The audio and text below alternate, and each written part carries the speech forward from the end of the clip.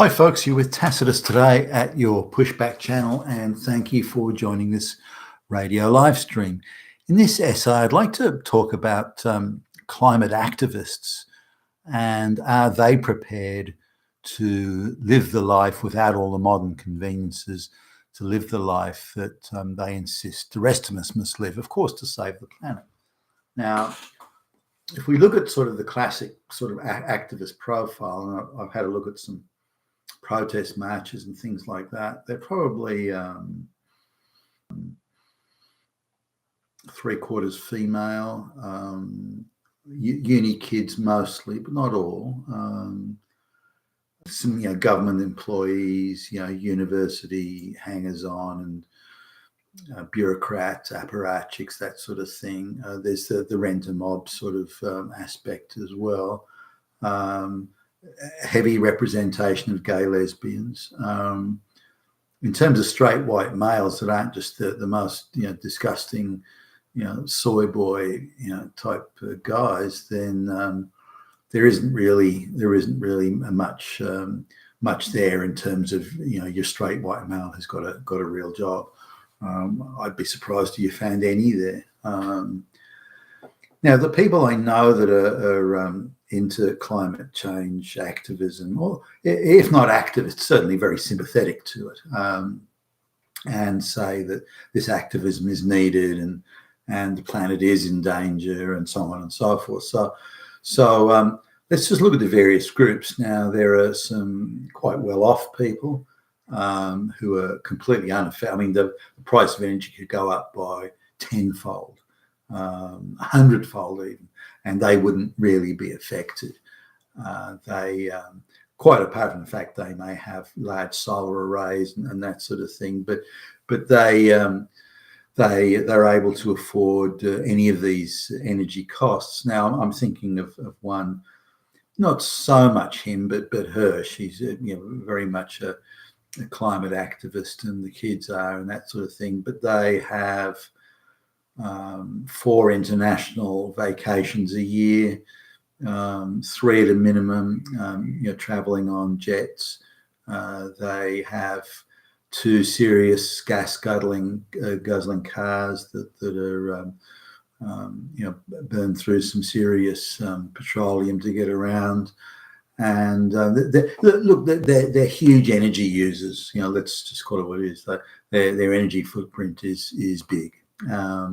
But at the same time, they, again, more her and the kids, they say that this climate activism is good, and the world should reduce its reliance on various fossil fuels, petroleum, natural gas, and so on. So now they've also got a wood combustion heater, and but strangely, I think it's okay to cut trees down to get the wood and the smoke from the wood when they burn it. Well, who cares? So anyway, but when you say to them, well, will you give up your cars? Again, we're talking big 4-wheel drive SUV type things, turbocharged, all that stuff. Will you give up your cars? Will you give up your overseas trips? Will you give up your heater? Will you give up all the things, all your electronic appliances and so on? Will you give up any of those things? Oh, no. It's other people have to give it up. We care deeply about it, and then we've done our work because we care so deeply. But it's for other people to give up their use of energy, not us. So, all right then. Well, they've bought push bikes, but never used them. They don't really walk anywhere. So everything's motor vehicles and energy usage and so on. So it's a bit rich, in my view, at least, to say that others should give up their use of energy, but they don't have to. And this really is the thing. Everywhere you go to and talking to activists, or again those who are sympathetic, they've got the same story. It's for other people to give up their energy usage, not for us. School. He's a gay sort of school age or college age kid, and lives in his folks' house and uses the air conditioning extensively, the electricity bills through the energy bills through the roof, uses cars to get everywhere, and uses electrical stoves and all this sort of thing. Recharging his mobile smartphone and so on.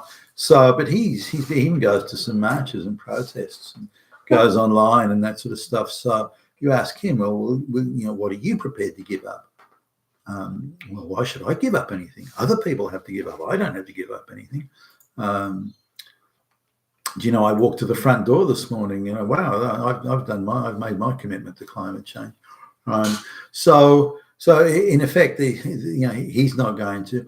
But I couldn't find a single activist, whether you pick them out randomly from the protest mob or people that I know around that are big on this.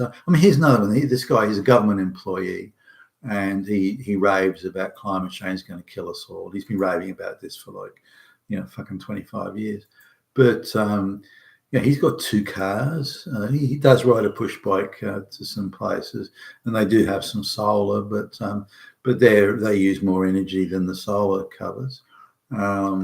So the lifestyle he leads is, they both lead together, is quite energy intensive. They get a lot of driving around, and they go on vacation and all this sort of thing. So the idea that they've got a small or irrelevant or tiny energy footprint is bullshit. They're actually quite big energy users, and also does his job. How are you going to unplug all your computers? He's just got no answers for that. While he insists that the climate change is a huge issue and we all have to do something, again, it comes down to, well, he shouldn't have to do anything. It's others who have to do it. And this is pretty much the message wherever you go. Other people have to give up whatever energy usage, but you don't. So whenever you need to access something that requires energy or energy used to manufacture or so on, that's fine. You're allowed to do it, just other people aren't. So it really makes it rather hollow. And I think people who live or are activists and placard wave and that sort of thing, they should have to go without. Hey, your mobile phone uses energy. Sorry, it's out. No, can't drive it. No, not allowed to use public transport. Anywhere you want to go, you've got to walk or use a push bike. In fact, even walking, like the energy used to make the shoes that you wear, or the energy to manufacture the push bike that you're using, and all that sort of stuff. That should be factored in as well. So they should have to live the lives that they wish to impose on others. And if they had to live for even a week without access to any of those sources of energy to do the things they want to do, transport, computers, phones, all that sort of stuff, then I think they change their mind pretty quickly. I don't know, they would. Some of them are so sort of infantile, they probably think that they were being unfairly punished when it should be the big banks or the big oil companies or something like that. But if there were no users for energy, then there would be no, if nobody was consuming it or wanted it, then it wouldn't be used. So until an alternative energy source comes along that's just as good and cheaper, then why should anybody change? All the effort should be put into developing technologies that do produce an alternative, reliable energy source at an affordable price. And when that happens, then the green nirvana that they dream of can be realized. But until then, but none of them will go without. It's always other people who have to do it, which makes it crazy and quite hypocritical. You've been a Tacitus today, your Pushback channel. Thank you for listening. Did you see this?